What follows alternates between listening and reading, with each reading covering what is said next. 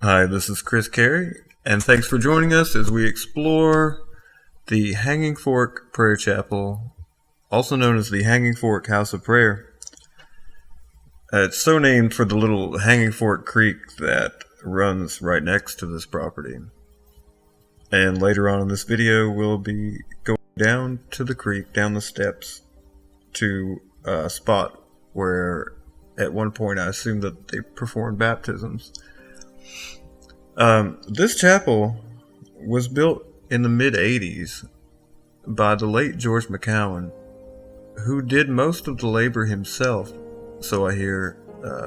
The cutting of all the stone and the cutting and laying of all the stone that you see in the opening shots. All the exterior is all stonework.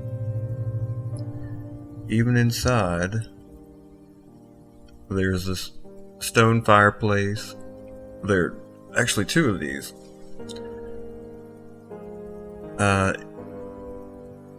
It was bought in 2009 by the Reverend Larry Nichols of Somerset, with the intention of opening another one of his Arise ministries at this location.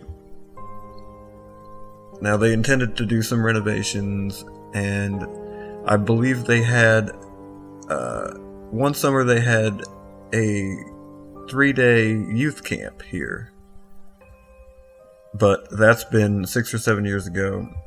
And in the current state that this place is in, I don't foresee them having any more youth camps unless quite a bit more work is done.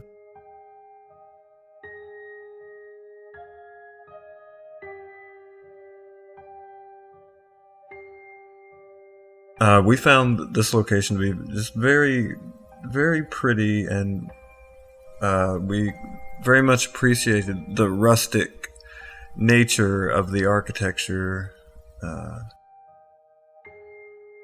But as you can see, there's some mold.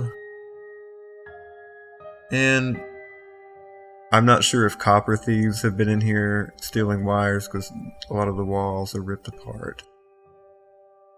But there you can see that fireplace again.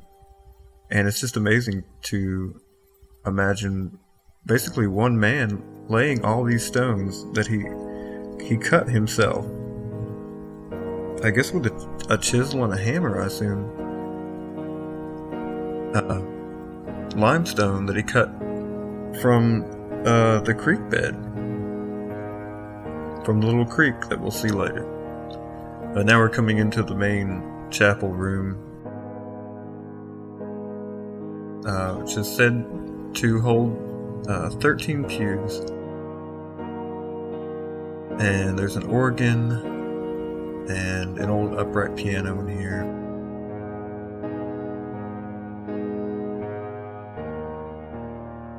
This was just a very enjoyable place to film. It was very serene, very quiet. And this could be a very beautiful little chapel. And even in the condition that it's in, it still is. And here's some of the little prayer rooms. There's 6 of these.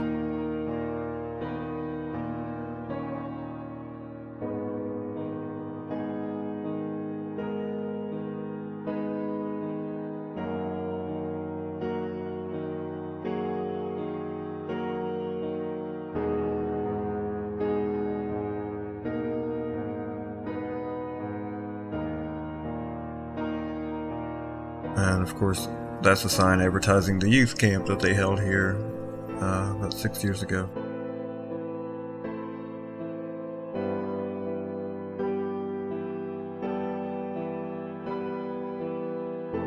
But all in all, a very impressive structure when you consider that it was built, again, by one person. The stonework especially is quite impressive. But I hope everyone enjoys the video, and thanks very much for watching.